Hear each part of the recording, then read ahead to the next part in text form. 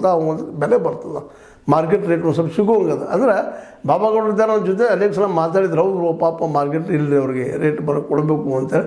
But ಅವರಿಂದ ಕೆಲವೊಂದ್ರೆ ಸಾಧ್ಯ ಆಗಲಿಲ್ಲ ಅನ್ನುವಂಥ ಮಾತುಗಳು. ಯಾಕಂದ್ರೆ ಲಾಭ ಮತ್ತೇನೂ ಆಗಲಿ, ಇಲ್ಲಿ ನಡಿಕೆ ಜನ ಇರ್ತಾರೆ, ದುಡಿಯೋ ವರ್ಗದ ಒಂದು ತಪ್ಪುಗಳಿರ್ತಾವೆ, ಜೊತೆಗೆ ರೈತರಲ್ಲಿ ಒಂದು ಭಾಳ ಅಪೇಕ್ಷೆ ಇರ್ತದೆ, ಅವೆಲ್ಲ ನಡಕ್ಕೆ ಒಂದು ತಿಕ್ಕಂಡು ಆಗ್ತಿರ್ತವೆ. ಅಂದ್ರೆ ಮತ್ತು ಅಧಿಕಾರಿ ಅವ್ರಂತ ನಿರ್ದೇಶಕರು ಸ್ವಲ್ಪ ನಮ್ಗೆ ದುಡ್ಡು ಮಾಡ್ಕೊಳ್ಳುವಂಥ ಒಂದು ಮನೋಭಾವಗಳಿರ್ತಾವೆ. ಹೀಗಾಗಿ ಈ ಒಂದು ಸಹಕಾರಿ ತತ್ವದ ಮೇಲೆ ಬಂದಂಥ ಶುಗರ್ ಫ್ಯಾಕ್ಟ್ರಿಗಳು ಅದು ಇನ್ನುಳಿದ ಯಾವುದೇ ಆದರೂ ಸಹಿತ ಹೆಚ್ಚಿಗೆ ಲಾಸನ್ನು ಅನುಭವಿಸ್ತಾ ಇರ್ತಾವೆ.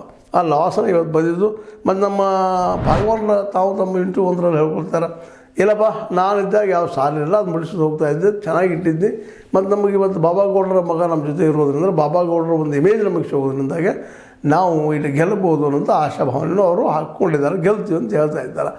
ಇನ್ನು ಏನೇನಾಗ್ಬೋದು, ರುದ್ರಪ್ಪ ಮೊಗಾಶಿ ಅವರಾಯ್ತು, ಇನ್ನುಳಿದವರಾಯ್ತು, ಯಾವ ರೀತಿಯಾಗಿ ಇವ್ರು ಕೋಆಪ್ರೇಷನ್ ಮಾಡ್ತಾರೆ, ಇವರು ಗೆಲ್ಲೋಕೆ ಅನುಕೂಲ ಮಾಡ್ತಾರೋ, ಅದು ತಾವು ಗೆಲ್ಲೋಕೆ ಪ್ರಯತ್ನ ಮಾಡ್ತಾರೋ, ಇನ್ನು ಮುಂದಿನ ದಿನಗಳಿಗೆ ಬಿಟ್ಟಂಥದ್ದು. ಬಟ್ ಚುನಾವಣೆ ಮಾತ್ರ ಇದೇ 28ಕ್ಕೆ ಬರೋದ್ರಿಂದಾಗೆ MK Hubballi factory, sugar factory ಒಳ್ಳೆಯವ್ರ ಕೈಗೆ ಹೋಗಲಿ ಅನ್ನೋದು ನಮ್ಮದು ಇಷ್ಟ. ಎಲ್ಲರೂ ಇವತ್ತು ಎಲ್ಲರೂ ಹೇಳ್ತಾರೆ, ನಾಯಕರು ನಾವು ಒಳ್ಳೆಯವರ, ನಾವು ಸಜ್ಜನರ, ನಾವು ಉಳಿಸ್ಕೊಂಡ್ಬಂದ್ವಿ ಬೆಳೆಸ್ಕೊಂಡ್ಬಂದ್ವಿ ಹೇಳ್ತಾರೆ. ಬಟ್ ಅಲ್ಲಿ ಏನೇನೋ ಒಂದು ದೋಷಗಳಿದ್ದೇ ಇರ್ತಾವೆ.